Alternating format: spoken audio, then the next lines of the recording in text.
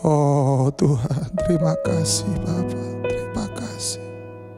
Terima kasih Yesus. Terima kasih. Terima kasih.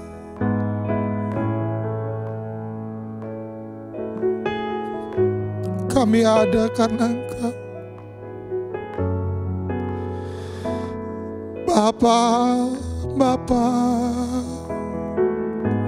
limpahi kami dengan segala rahmat-Mu. Oh Bapa, limpahi kami dengan kasih setia. Oh, kami tak mampu hidup. Kami tak mampu hidup tanpa kasih setia-Mu. Kami tak bisa jauh dari kasih-Mu Bapa.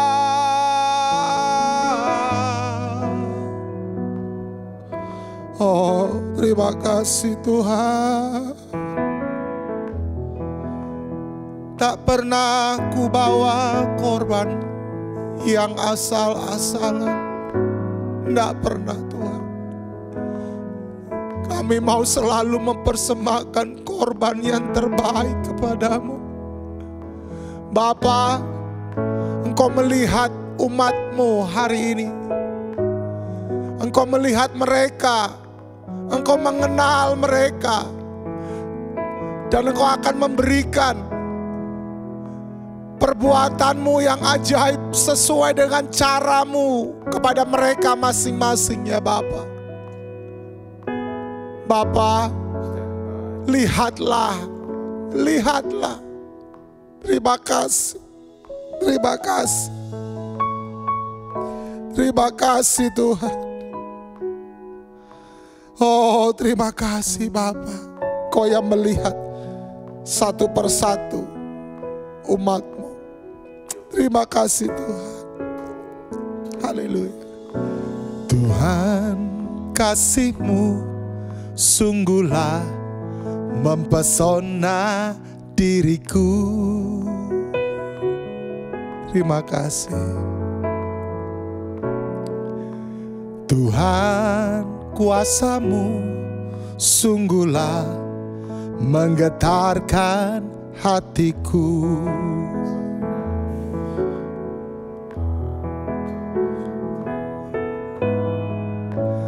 Kasih-Mu ya Tuhan, yang Kau limpahkan bagiku, lebih dari yang ku perlu. Kau sediakan bagiku. Ku sembah Kau Tuhan sepanjang umur hidupku. Sepanjang umur hidupku.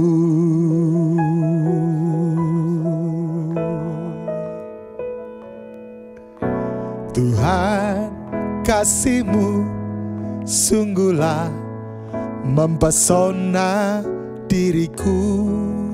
Terima kasih Bapa. Tuhan, kuasa-Mu sungguhlah menggetarkan hatiku. Kasih-Mu ya Tuhan,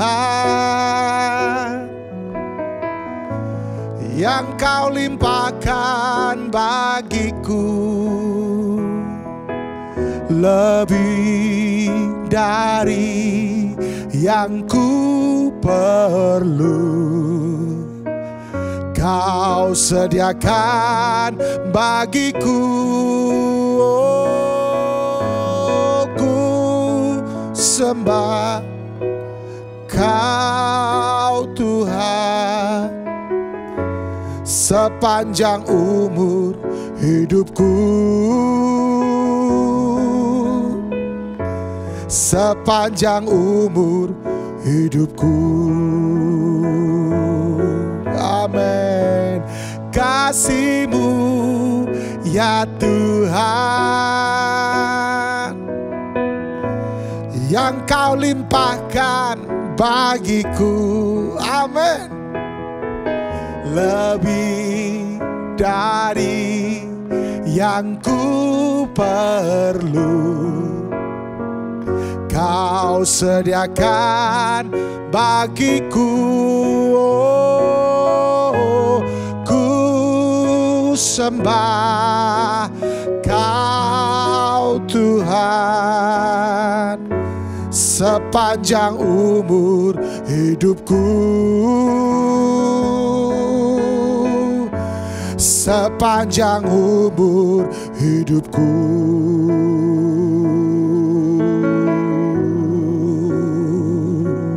Oh, haleluya. Sepanjang umur hidupku Tuhan, terima kasih. Oh Yesus, terima kasih. Mari angkat tanganmu. Kasih-Mu ya Tuhan yang Kau limpahkan bagiku. Haleluya. Lebih dari yang ku perlu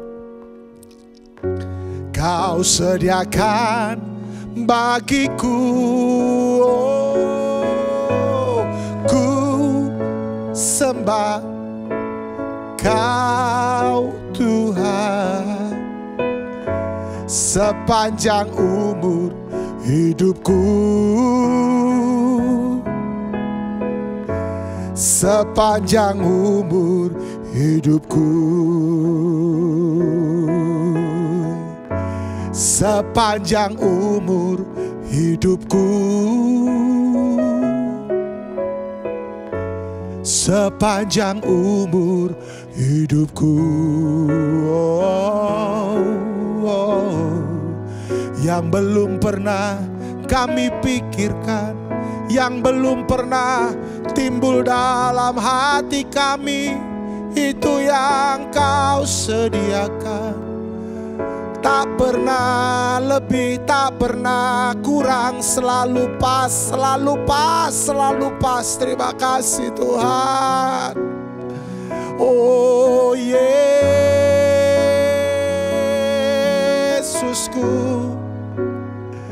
oh Yesusku, haleluya. Oh,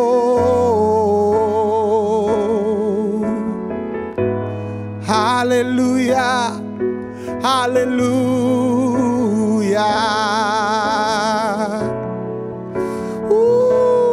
Yesus, Yesus, Yesus, Yesus. Engkau ajaib. Engkau ajaib Yesus. Terima kasih, terima kasih. Yes. Haleluya.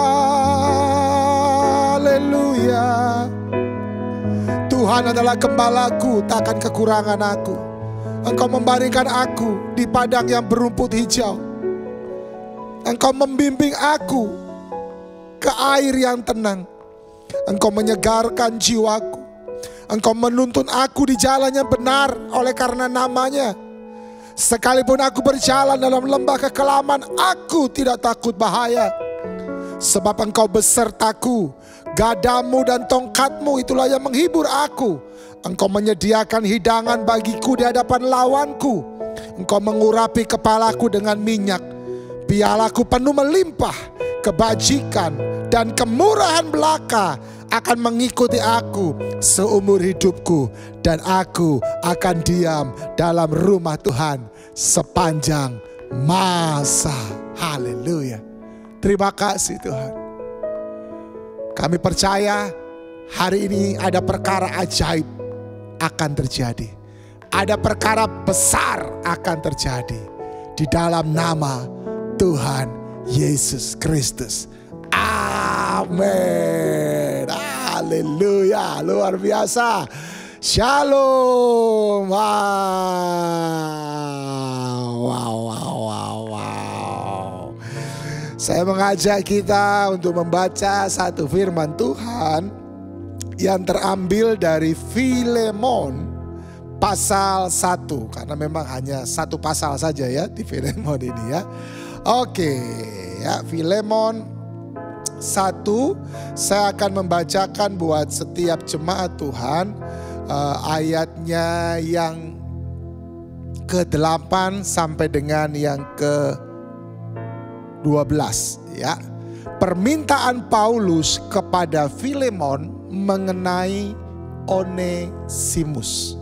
Siapakah Onesimus? Onesimus ini juga adalah salah satu anak rohani daripada Paulus ya. Seringkali kita berpikir bahwa anak rohaninya Paulus hanyalah Timotius. Enggak, ada banyak sekali anak-anak rohani Paulus ya. Salah satunya adalah Onesimus ini. Nah, ayat yang ke-8 berkata, karena itu sekalipun di dalam Kristus aku mempunyai kebebasan penuh untuk memerintahkan kepadamu apa yang harus engkau lakukan, tetapi mengingat kasihmu itu lebih baik aku memintanya daripadamu. Aku, Paulus, yang sudah menjadi tua, lagi pula sekarang dipenjarakan karena Kristus Yesus ya, mengajukan permintaan kepadamu mengenai anakku yang kudapat selagi aku dalam penjara, yakni Onesimus. Jadi ternyata Onesimus ini didapati oleh Paulus ketika dia sedang berada di dalam penjara. Nah, kemudian di dalam ayat yang ke-11, memang dahulu dia tidak berguna bagimu, tetapi sekarang sangat berguna, baik bagimu maupun bagiku. Dia kusuruh kembali kepadamu. Dia yaitu buah hatiku. Luar biasa sekali. Paulus ini betul-betul seorang sosok yang bukan cuman pemberani, tetapi hatinya betul-betul lembut. Paulus ini bukan cuman seorang yang tegas, tetapi dia juga seseorang yang mudah untuk terenyuh hatinya. Dan ini kita lihat dari perkataan Paulus yang ada di dalam ayat ini. Hari ini saya memberikan tema tidak berguna atau berguna. Kita harus melihat diri kita. Apakah kita ini sudah berguna atau tidak berguna? Sungguh sangat disayangkan apabila kita ada di muka bumi ini, tetapi kehidupan kita tidak berguna bagi siapa-siapa. Sungguh sangat menyedihkan apabila kita lahir di tengah-tengah dunia ini, tetapi kita tidak bisa membawa apa-apa di tengah-tengah dunia ini. Kita tidak bisa membawa perubahan, kita tidak bisa membawa pengaruh, kita tidak bisa menjadi berkat, ataupun juga tidak bisa yang lain-lainnya. Ini sungguh sangat disayangkan. Dan ternyata si Onesimus ini sempat mengalami bagaimana dia tidak berguna tadinya, tetapi kemudian dia menjadi sangat-sangat berguna. Ini yang harus kita miliki di dalam hidup kita. Bagaimana kita harus menjadi orang yang berguna, baik itu untuk keluarga kita, untuk pekerjaan kita, untuk pelayanan kita, untuk kedutaan kerajaan Allah yang ada di muka bumi ini, termasuk juga untuk bangsa kita. Saya mengajak semua anak-anak Tuhan yang percaya kepada Tuhan kita Yesus Kristus, jadikan hidupmu berguna. Jangan jadikan hidupmu, maaf saya pakai kata ini, jangan jadikan hidupmu sampah. No, tapi jadikan hidupmu berguna. Jadikan hidupmu sebagai sebuah harta yang sangat berharga, sangat bernilai. Itulah yang membuat Paulus meminta supaya Onesimus kembali datang kepadanya dan dikirimkan untuk pekerjaan Tuhan. Saya mau mengingatkan bahwa Tuhan itu punya rencana di dalam kehidupan setiap kita. Amin. Tetapi seringkali rencana Tuhan itu menjadi berantakan. Salah satunya karena apa? Karena Tuhan percayakan itu kepada kita, tapi kita maaf, bodoh, tidak bisa mengerti apa yang menjadi rencana Tuhan. Onesimus mengalami itu. Tadinya dia bodoh, tadinya dia tidak mengerti bahwa sesungguhnya Tuhan akan memakai dia untuk pekerjaan-pekerjaan Tuhan. Dia nggak mengerti, dia bodoh. Akhirnya dikatakan dia tidak berguna. Nah, sesungguhnya ketika Tuhan menciptakan setiap kita, semua kita diberi Tuhan talenta, semua kita diberi Tuhan kemampuan. Yang mana talenta ataupun kemampuan itu pasti akan berguna bagi banyak orang. Walaupun itu cuma satu, pasti akan berguna. Tetapi seringkali kita nggak sadar, bahkan seringkali kita menguburkan talenta itu sehingga kita menjadi tidak berguna. Makanya Paulus menyadari sekali bagaimana anak rohaninya si Onesimus ini, tadinya dia tidak berguna, tetapi dia sekarang menjadi sangat berguna. Ya, saya mengajak kita memperhatikan kata sangat berguna. Karena kata ini mengandung sebuah pengertian bagaimana terjadi suatu perubahan yang signifikan di dalam diri Onesimus. Perhatikan baik-baik. Ada perubahan yang terjadi dan perubahan itu signifikan terjadi Bapak Ibu Saudara. Sehingga dikatakan dia sangat berguna. Jadi mari kita lihat diri kita. Adakah perubahan yang sangat signifikan di dalam diri kita. Sehingga kita ini bisa menjadi sangat berguna bagi dunia ini, bagi keluarga, pekerjaan, kerajaan Allah dan juga bangsa kita. Adakah perubahan yang signifikan? Kalau tidak ada, sesungguhnya kita sedang tidak berguna. Tapi saya mendorong, saya berdoa sungguh-sungguh supaya jemaat Tuhan, engkau adalah orang-orang pilihan Allah, engkau adalah orang-orang yang diurapi oleh Tuhan, dan mari nyatakan dirimu menjadi orang-orang yang sangat berguna. Katakan amin. Yes. Ya, dimana ketika Onesimus menjadi sangat berguna, dia bisa memberi pengaruh, dan perubahan itu, pengaruh itu bisa dirasakan, bahkan dibutuhkan oleh seorang rasul yang bernama Paulus itu tadi. Makanya sampai-sampai Paulus berkata, kirimkan dia kepadaku. Memang dia tidak berguna bagimu, tetapi sekarang dia sangat berguna bagimu maupun bagiku. Bayangkan. Saya percaya orang yang sangat berguna, orang itu akan selalu dibutuhkan. Orang itu akan selalu dicari. Orang itu akan selalu dinantikan kehadirannya. Tapi kalau orang yang gak berguna, ya sudah. Wes bablas angin nih. Tetapi yang kedua, kata ini juga memiliki pengertian apa? Adanya kesadaran di dalam diri Onesimus bahwa dia harus membenahi dirinya. Ini juga sangat penting. Karena untuk kita menyadari diri kita, itu seringkali kita miss di sini. Tetapi saya mau katakan, kita membutuhkan orang lain juga untuk mengingatkan setiap kita supaya kita sadar apa yang harus kita benahi di dalam diri kita. Tetapi saya juga percaya dan saya mengingatkan, kita juga punya Roh Kudus loh. Dia yang akan menjadi penolong. Dia yang akan mengingatkan kita juga untuk kita membenahi diri kita. Libatkan Roh Kudus. Ketika kita melibatkan Roh Kudus, terjadi pembenahan di dalam diri kita, hidup kita bisa berguna. Coba bayangkan Bapak Ibu Saudaraku, ketika kita memiliki katakanlah uang 100.000, bukankah uang itu akan menjadi sangat berguna? Untuk kita membeli makan, untuk kita membeli minum, untuk kita pergi ke satu tempat, uang 100.000 itu menjadi sangat berguna.